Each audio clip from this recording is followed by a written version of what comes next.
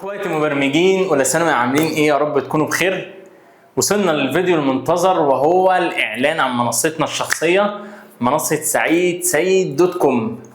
وعايز اقول لك يا صديقي ان المنصه دي انا الحمد لله عاملها من A to Z، ولا بقى رايح لشركه تعملها لي ولا شركه اجرت لي المنصه، اي حاجه، انا اللي مكودها وانا اللي مبرمجها من A to Z. فيلا بينا نشوف شكل المنصه عامل ازاي، وعشان اقول لك كمان ازاي تعمل اكونت وازاي تشترك في كورس المراجعه النهائيه. طبعا مجاني، هو بس فيه كويز. ان انا سايب لك فيديو الشرح للمراجعه النهائيه الجزء الاول والجزء الثاني على اليوتيوب، هتتفرج على الفيديو وتخش بس تحل كويز اللي هو تاكد على فهمك للدرس، مش اكتر من كده. والتسجيل على منصتنا طبعا بشكل مجاني. اجهز معانا، يلا بينا. اول حاجه هتفتح جوجل او اي متصفح وهتكتب ايه؟ اي متصفح مش شرط جوجل. ماشي. سيد دوت كوم، منصة ذاكر لي برمجة مستر سعيد السيد. هتخش يا باشا هتلاقي واجهة المنصة بتاعتنا اهي. بص، دلع ودارك مود بقى ايه، شوية حلويات انا مدلعك. ويا باشا هنا في شات بوت بقى ايه، تقدر تتكلم مع ايه، مع الدعم الفني، الدعم العلمي، اي حاجة انت عايزها. انزل يا باشا كده، عندك يا باشا جميع السنوات الدراسيه، اولى ثانوي وثانيه ثانوي. ثانيه ثانوي طبعا بنحضر لها للسنه الجديده عشان هنعمل معاهم بص شغل فوق العالي في كل حاجه بقى، اسعار ونظام، كل حاجه شغل فوق العالي مش عالي بس. خلينا يا باشا دلوقتي في اولى ثانوي. انا عملت لك تصنيف اسمه المراجعات النهائيه. هتلاقي فيه ايه؟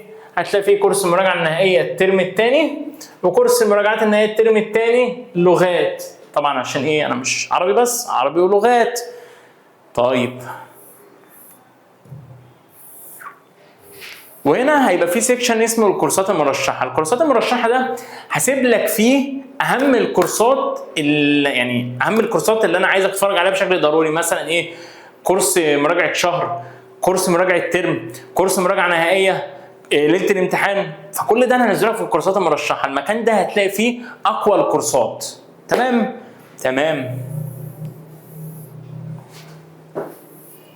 بس يا باشا دلع بقى وايه ودارك مود وحلويات.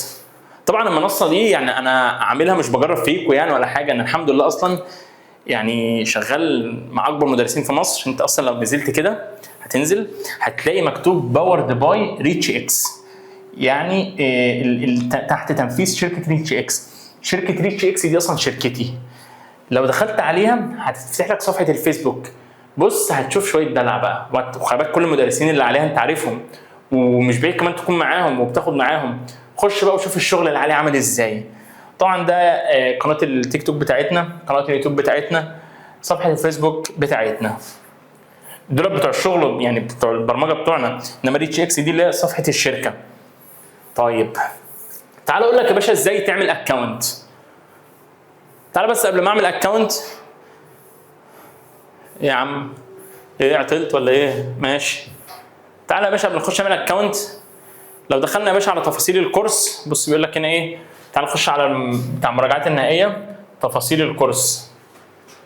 اتفرج يا باشا على الدلع والحلاوه. بس بيقول لك هنا ايه؟ 0 فيديوهات. طبعا انا الفيديوهات منزلك على اليوتيوب، بس في امتحان اللي هو على المراجعه النهائيه الجزء الاول، هينزل لك امتحان كمان على الجزء الثاني، واجبات وملفات. بص يا باشا، كويز على المراجعه النهائيه الجزء الاول. طبعا هو ايه؟ مش هيفتح غير بعد الشراء وبعد التسجيل. طبعا لازم نسجل الدخول. تعالى بقى اعرفك ازاي تعمل اكونت. اعمل اكونت يلا، مش يلا، اعمل اكونت يلا عشان ما حدش ايه يفهمها غلط. اول حاجه يا باشا هتكتب اسمك والاسم الثاني اللي هو اسم الاب، سعيد السيد. رقم موبايلك، رقم تليفون ولي الامر، واتساب. اهم حاجه يبقى واتساب، ورقمك لازم يبقى واتساب، لازم، عشان التواصل كله هيبقى عليه.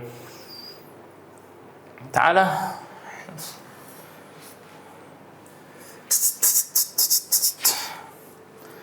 ايه نكتب اي حاجه.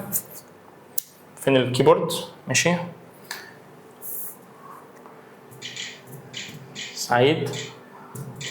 سيد. تعالى نكتب اي رقم. تمام يا ريس. السنه الدراسيه تختار اولى ثانوي، اختار نوع اللغه عربي. نوع الشعبة بكالوريا. المحافظة القاهرة. التالي هنحط الباسورد بس كده. شفت يا باشا بقى ايه عمل الاكونت.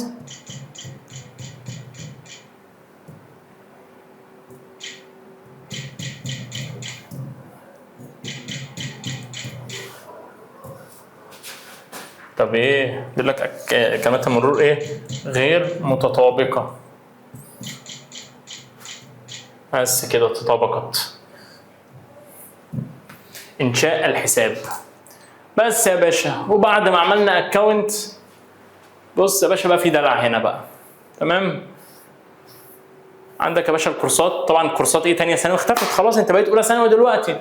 يا باشا عندك بقى البروفايل، تلاقي في كل حاجه بقى بتاعتك بقى، ملف الشخصي بتاعك في كل حاجه انت عملتها، احصائياتك ونشاطك. بص كل حاجه. بص يا باشا وهيبقى في تحديات بين الطلبه وجوائز. وبص انت ممكن تخش تحدي بينك وبين طالب، مجموعه ومجموعه. فانا بص انا هدلعك. وكورساتي هنا ينزل لك كل الكورسات اللي انت شاريها او مشترك فيها، وهنا كل امتحاناتك اللي امتحنتها، وهنا كل الواجبات اللي خلصتها، وهنا كل الفيديوهات اللي اتفرجت عليها، وهنا كل الملفات اللي فتحتها، وهنا كل العمليات اللي عملتها بالمحفظه اللي هي العمليات الالكترونيه الماديات، وهنا كل الاشتراكات بتاعتك. خلينا ايه نخرج. بص عايز افهمك حاجه على طول. شايف الصفحه دي كده؟ دي HTML و CSS وجافا سكريبت. الكلام ده والصوره دي HTML والزراير دي HTML. اللون ده CSS. اللون اللي في الخلفيه ده CSS. اللون البنفسج ده CSS. طيب فين الجافا سكريبت بقى؟ شوف الكورسات. شفت اللي حصل؟ حصل اكشن. طيب تعال اوريك بقى حاجه تانية احسن.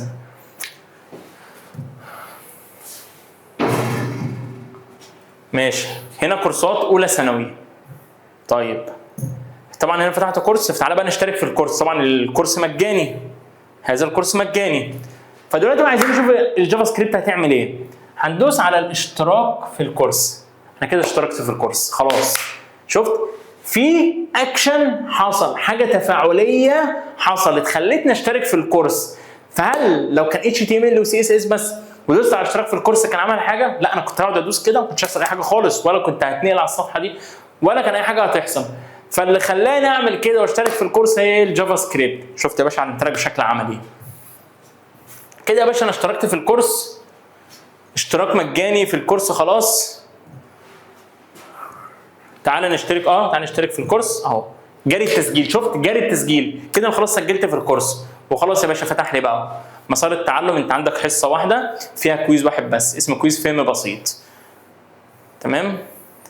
تقدر يا باشا بقى هنا ايه اول خطوه في المسار. تقدر يا باشا هنا تبتدي تأكيد بدء الاختبار. يبدأ الآن. تبدأ يا باشا تحل الامتحان بتاعك. تحل يا باشا الامتحان بتاعك. وبعد ما تخلص الامتحان بقى بص تختار اللي انت عايزه كله. كل اللي انت عايزه تختار. وبعد يا باشا ما تخلص تدوس ايه تسليم الإجابات. بص انا هنا اصلا لو سلمت هيقول لي ايه لا يمكن تسليم الإجابات قبل حل كل الأسئلة. الأسئلة غير محلولة 1 و2 و3 و4 و5 و9 و10. شاف ايه عدى وشاف كل الأسئلة اللي غير محلولة. وبعد كده ايه كل ده ايه شغل جافا سكريبت. كل التفاعل ده شغل جافا سكريبت. الوان CSS. الكلام اللي مكتوب ده HTML. شفت يا باشا انا فهمتك الموضوع بشكل عملي ازاي. انا باشا عايزك بقى تخش ايه تعمل اكونت كده وتخش تحل الكويز. بس قبل ما تحل الكويز تتفرج على ايه فيديو المراجعه النهائيه الجزء الاول، وهينزل لك كويز تاني على فيديو المراجعه النهائيه ايه الجزء الثاني. بس يا باشا كده.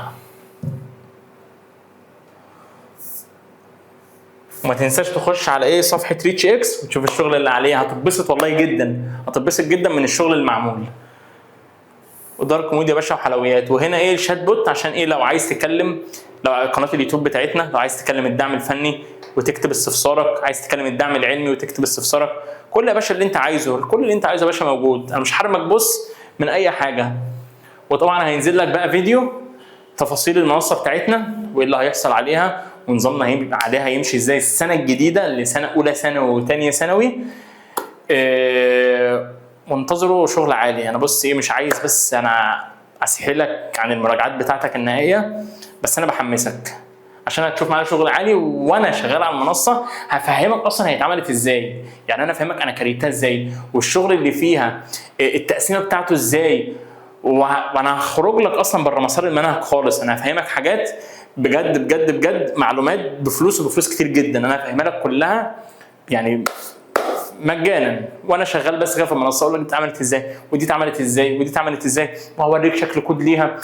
وبص الموضوع هيبقى حماسي جدا جدا، يعني بعيدا عن التعليم والمنهج، لا انا هخلي لك الموضوع سلس وجميل. خش يلا سجل على المنصه، هسيب لك لينك المنصه في الديسكربشن بتاع الفيديو. خش يلا اعمل اكونت وخش حل الكويزات على طول. وبالتوفيق، والسلام عليكم ورحمه الله وبركاته. ثانية أنا خلصت؟ لا، أنت لازم تكتب لي رأيك في الكومنتات. هعيد تاني. ثانية أنت ماشي ولا إيه؟ اكتب لي رأيك في الكومنتات بعد ما تشوف المنصة، ما تحكمش على كده. خش يا باشا على اللينك بتاع المنصة واتفرج وعيش فيها، ولازم تكتب لي رأيك عشان هزعل منك. أي طالب هلاقيه مسجل ومش كاتب لي رأيه في الكومنتات همسحه من المنصة. اكتب لي رأيك. يلا سلام.